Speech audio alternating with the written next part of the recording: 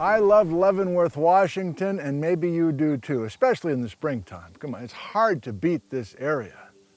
The geology is spectacular as well. Towering granite mountains of the Stewart Range. And in the Wenatchee River Valley, sandstone. Sandstone going 5 miles deep in this sedimentary basin.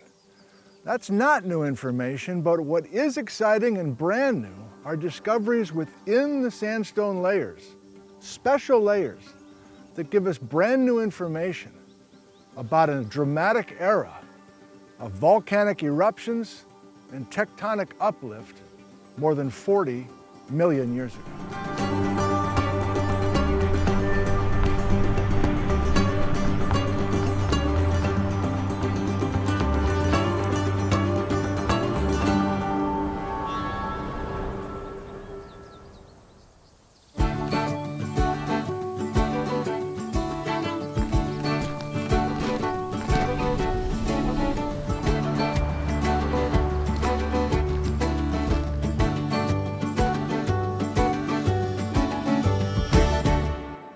So this place is surrounded by mountains of granite, but this is sandstone.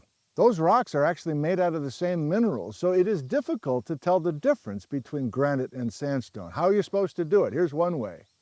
Take a rock hammer, a whale on the outcrop. That soft thud sound is a sandstone sound. That's a sedimentary sound. As opposed to a granite from nearby Mount Stewart, that has a ting to it. This is a harder rock. It's an igneous rock. So can I show you the details of the minerals? Even though the minerals are the same in a granite and a sandstone, here's what the minerals look like inside of a granite. They're sparkly, interlocking jigsaw puzzle pieces that were all cooling together from an originally hot magma chamber underground. The sandstone's different. Same minerals, quartz, feldspar, and mica, but there's far less sparkly. There's individual sand grains that are loosely held together. That's why the soft thud sound. And these are cool rivers flowing gradually as opposed to a hot magma underground. But is all of the sandstone the same grain size?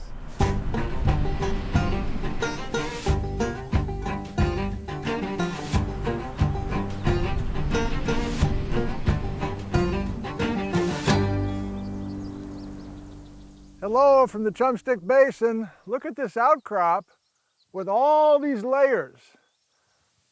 Frame left, far away from me, is gorgeous, typical looking sandstone of the Chumstick. Medium grain sand deposited by a steady river flowing into this basin.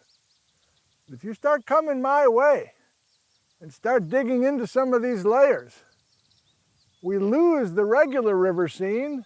We get into some fine grain muds full of plant fossils, organic rich, and so our energy has dropped. And then if you keep coming my way, it looks like you're doing a nice job.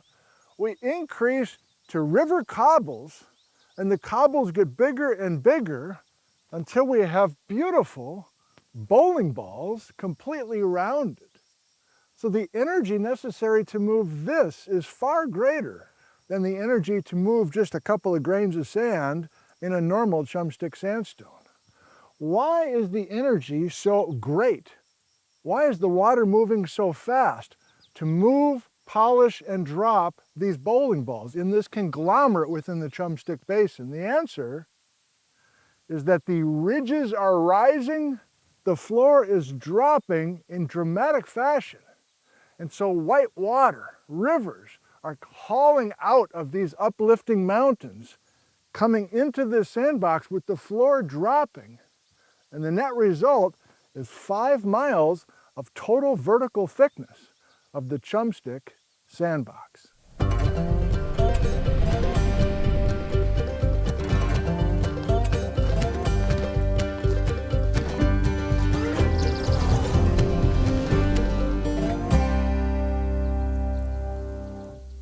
Looks like more sandstone, doesn't it? But Do you hear that? These resistant ledges are hard. They're tough. In fact, they are actually volcanic tuff beds. 20 feet of volcanic tuff that's inside of this sandstone sequence. Let me show you what a volcanic tuff looks like. These sparkly crystals are all forming simultaneously during a supervolcanic eruption. To the north of here, we had ash erupting and falling, burying a river scene here in the Chumstick sandbox. So you can't date sand very well. The sand grains are of different ages from different places, but you can get a precise date on an igneous layer within a sedimentary basin. And that's what this tuff and more than a half a dozen tuffs have been found to do here in this sedimentary sequence. The tuffs go from 49 million years ago to 46 million years ago. We can keep track of time within the sandbox by getting a precise date for each of these tuffs. So the idea is, if we know the ages of the tuffs, we can keep track of how much time is elapsing as we're dumping the sediment into the basin. So the sedimentation rates are absolutely world-class and a huge surprise. So much sand and river cobble material coming into this basin at a record pace. Let's zoom out in the last segment of this episode and talk about why this basin is forming when it decides to form.